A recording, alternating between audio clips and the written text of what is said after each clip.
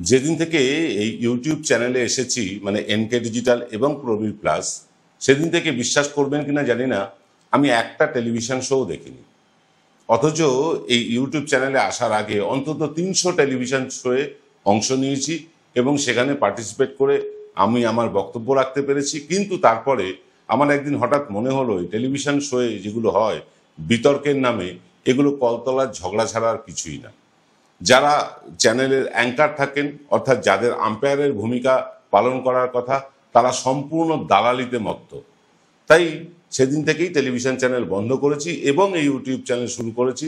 দেখতে দেখতে আজকে NK digital 4.5 lakh, Prabir plus 50,000, সব মিলিয়ে প্রায় 5 লাখের একটা পরিবারের সদস্য আমরা, এবং সেখানেই কিন্তু বলতে পারছি আমাদের সব কথা। আজকে প্রবীর প্লাসে আমরা আলোচনা করব এই আম্পায়ারিং করার নামে যারা দালালি করছে তাদের সম্বন্ধে।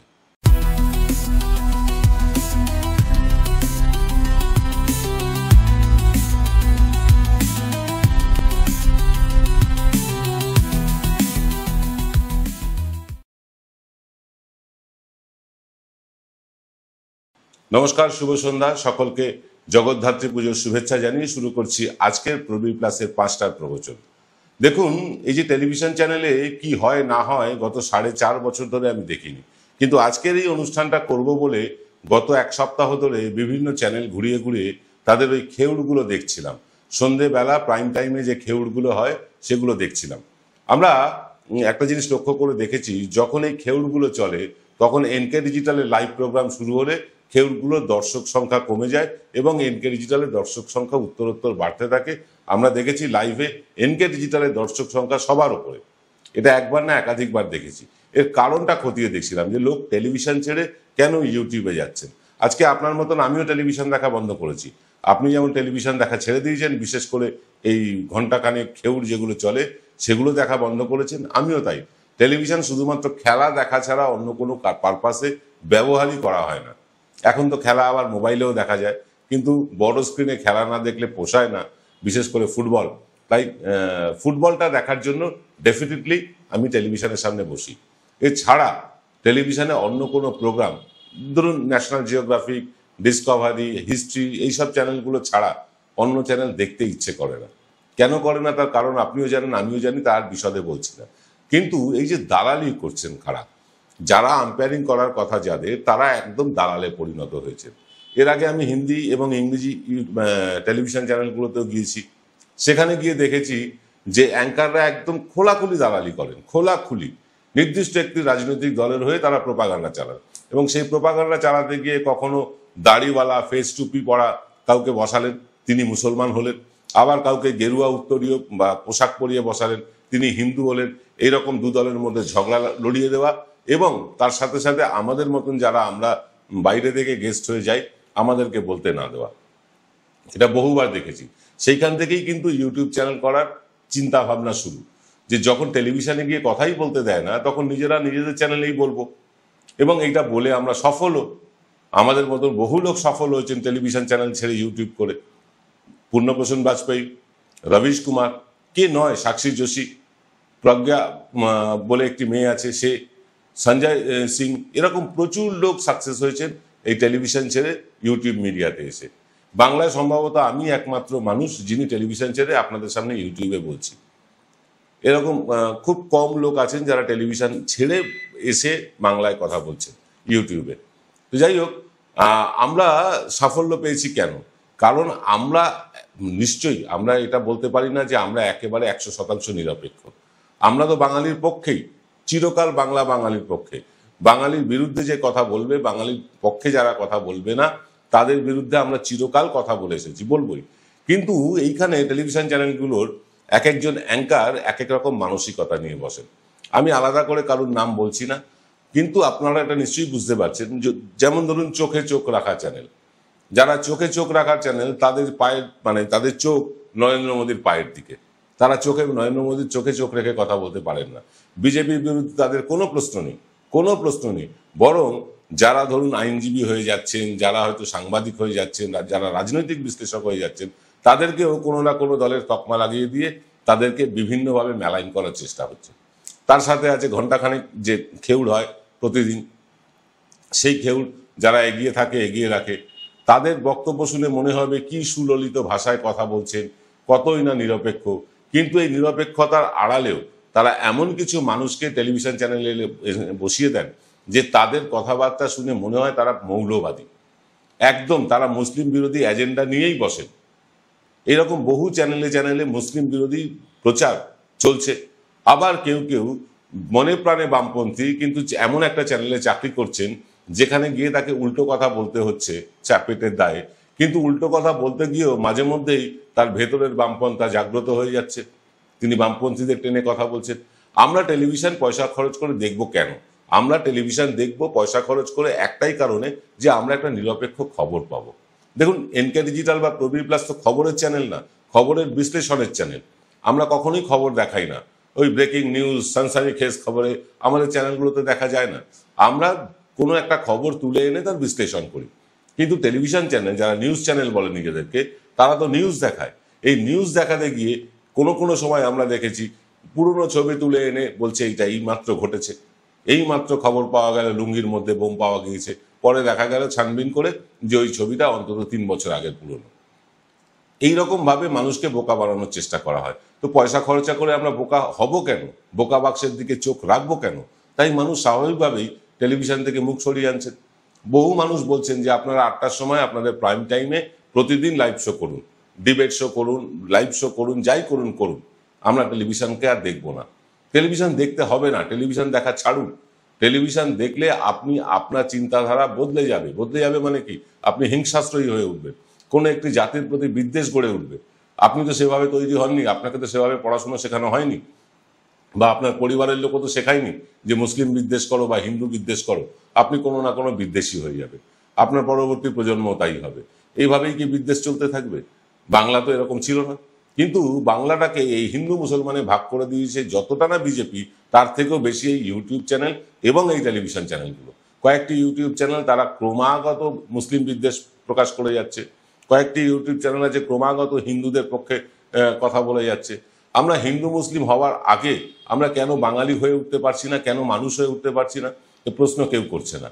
যদিও আপনাদেরকে বলে রাখি, আসার কথা যে টেলিভিশন চ্যানেলে গ্রাফ যেমন পড়ছে, তেমনি এই হিন্দু মুসলমান করার ইউটিউব চ্যানেলগুলোর ভিউয়ারশিপও পড়ছে। মানুষ কিন্তু এগুলো দেখা বন্ধ করা শুরু করেছেন এবং বন্ধ করে দিয়েছেন বহু মানুষ। আমাদের কাছে সারাদিনে প্রচুর ফোন আসে, অমুক চ্যানেল এই বলেছে, তমুক চ্যানেল সেই বলেছে। আমরা কোনো চ্যানেলের কথা বলতে চাই না, কিন্তু আমাদের ওয়ান পয়েন্ট এজেন্ডা, সেটা হচ্ছে হিন্দু হোক, মুসলমান হোক, খ্রিস্টান হোক, বৌদ্ধ হোক, আমরা বাঙালির পক্ষে কথা বলবো। বাঙালির স্বার্থে আঘাত লাগলে আমরা চেঁচামেচি করবই, সেটা মমতা ব্যানার্জির দ্বারা আঘাত লাগুক বা নরেন্দ্র মোদীর দ্বারা, আমরা কিন্তু সেই নিয়ে প্রতিবাদ করবই। আমাদের এখানে মানে জিরো টলারেন্সের ব্যাপারে আমরা কোনো কম্প্রোমাইজ করি না। তাই আমরা হতে পারি দালাল, আমরাও দালাল, কিন্তু সেটা বাঙালির দালাল। কোনো হিন্দু, কোনো মুসলমান, কোনো রাজনৈতিক দল, এদের কাছে আমাদের টিকিটা বাধা নেই, আমাদের নাড়া বাধা নেই কারুর কাছে। তাই আমরা কোনো রাজনৈতিক দলের হয়ে কথা বলতে পারবো না। হ্যাঁ, যার যেটা ভালো সেটা বলবো, যার যেটা খারাপ সেটা বলবো।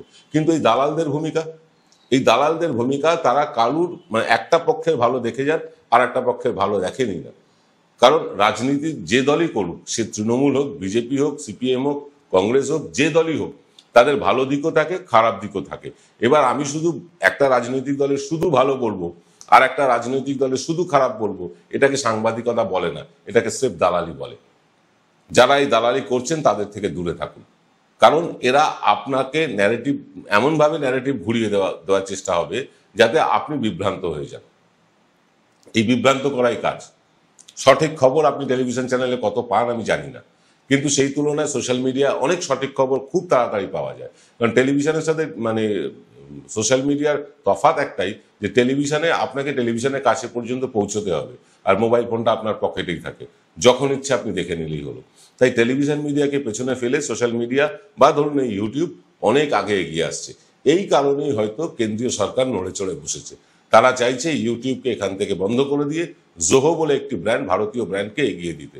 ভারতীয় ব্র্যান্ড এগোক, আমরা চাই, কিন্তু ভারতীয় ব্র্যান্ড যদি শাসক দলের কুক্ষিগত হয়ে যায়, তখন তো যা হওয়ার, ফেসবুকে যা দেখছেন তাই হচ্ছে। ফেসবুকে আপনি কোনো বিশেষ রাজনৈতিক দল বিরোধী পোস্ট করলে আপনাকে ব্যান করে দেওয়া হচ্ছে, আপনাকে ব্লক করে দেওয়া হচ্ছে। শুধু তাই না, আপনার ফেসবুক অ্যাকাউন্টটাই উড়িয়ে দেওয়া হচ্ছে। ইউটিউবে এখনো সেভাবে হয়নি, কিন্তু হতে কতক্ষণ? যদি ভারতীয় কোনো ব্র্যান্ড আসে, তারা যে কোনো না কোনো রাজনৈতিক দলের কাছে মানে বিক্রি হয়ে যাবেন না, এর কি গ্যারান্টি? তাই নিরপেক্ষ প্ল্যাটফর্ম বলে কিচ্ছু নেই এখন আপাতত। কিছুটা ইউটিউব আছে, কিন্তু তাও সবটা না। এক একজন এক পেশে মন্তব্য করছেন, বক্তব্য রাখছেন, সেটা নিয়ে কোনো আপত্তি নেই, রাখতেই পারেন। যাদের সেগুলো ভালো লাগে তারা সেগুলো দেখবেন, যাদের ভালো লাগে না দেখবেন না। যারা নিরপেক্ষ খবর দেখতে চান, যারা মানে বাঙালির পক্ষের খবর দেখতে চান, তারা এনকে ডিজিটাল প্রবি প্লাসে চোখ রাখবেন। আর যারা নির্দিষ্ট কোনো রাজনৈতিক দলের বক্তব্য শুনতে চান, তারা ওই বিভিন্ন চ্যানেলগুলো আছে এদিক ওদিক, সেগুলো দেখবেন, আপত্তি নেই। মানুষের কাছে চয়েস থাক দেখার। কিন্তু টেলিভিশন চ্যানেলের জন্য যদি এরকম ট্যাগ লেগে যায় যে এটা তৃণমূলের চ্যানেল, ওটা বিজেপির চ্যানেল, সেটা সিপিএম এর চ্যানেল, এটা মোটেও সাংবাদিকতার পক্ষে শুভ লক্ষণ নয়। তাই এখন যারা সাংবাদিকতা করছেন তারা স্রেফ দালালি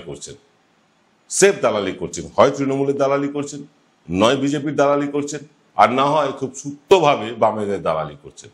এই দালালদের থেকে দূরে থাকতে হবে। এই দালালদের থেকে যত দূরে থাকবেন তত ভালো থাকবেন। আপনাদেরকে আমি বলবো, আপনারা প্রয়োজনে ইউটিউব চ্যানেল দেখুন, বিজেপির কথা যারা বলছেন তাদেরটাও দেখুন, সিপিএম এর কথা যারা বলছে তাদেরটাও দেখুন, তৃণমূলের কথা যারা বলছে তাদেরটাও দেখুন। তারপর আপনি বেছে নিন কে ঠিক বলছে, কে ভুল বলছে। এই বাছাবাছির দায়িত্বটা আপনি নিন। টেলিভিশন চ্যানেল আপনাকে বেছে দেবে আর সেইটাই আপনাকে খেতে হবে, এমন কোনো মানে বাধ্যবাধকতা তো আপনার নেই। এই মুহূর্তে দাঁড়িয়ে টেকনোলজি এত উন্নত হয়ে গেছে, আপনি সবটা শুনুন, কিন্তু দেখুন বা বুঝুন নিজেরটা। নিজের ভালো তো পাগল হয়ে বোঝো, আপনি তো আর পাগল না। তাই আপনি নিজের ভালোটা বুঝে নিন, সব চ্যানেল দেখুন ইউটিউবে, কিন্তু যেটা আপনার মনে হবে যে হ্যাঁ এরা খানিকটা নিরপেক্ষ, এরা খানিকটা আনবায়াসড, তাদেরটা দেখুন। দালালদেরকে পরিত্যাগ করুন। বহুবার এটা শুধু আমি বলিনি, যারা আমরা মানে টেলিভিশন থেকে ইউটিউবে এসেছি আমরা প্রত্যেকেই বলছি, কারণ আমাদের তিক্ত অভিজ্ঞতা। টেলিভিশন চ্যানেলে যারা অ্যাঙ্কারিং এর কাজ করেন তারা সেই কোম্পানির কাজই করেন, চাকরিই করেন। আমরা কারুর চাকরি করি না, তাই আমাদের নাড়া কারুর কাছে বাধা নেই। কিন্তু টেলিভিশনের অ্যাঙ্কারদের নাড়া বাধা আছে। পান থেকে চুন খসলে তাদের চাকরি চলে যাবে। তাই তারা মালিকদের মানে খুশি করতে মালিকদের কথাই বলবেন। মালিকরা যেটা বলে দেবেন, মালিকরা যে এজেন্ডা সেট করবেন, সে কথাই তারা বলবেন এবং বলছেনও।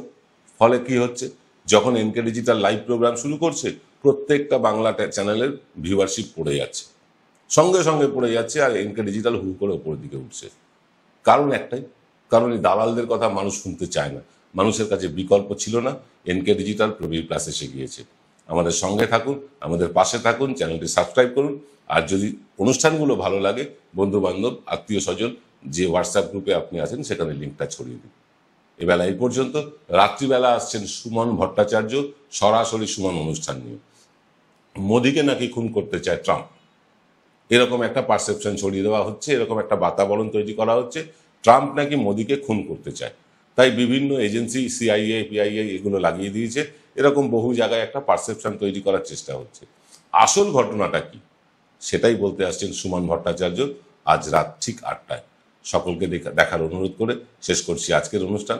সকলে ভালো থাকবেন। জগদ্ধাত্রী পুজোর আরও একবার শুভেচ্ছা জানিয়ে সকলকে নমস্কার জানিয়ে শেষ করছি।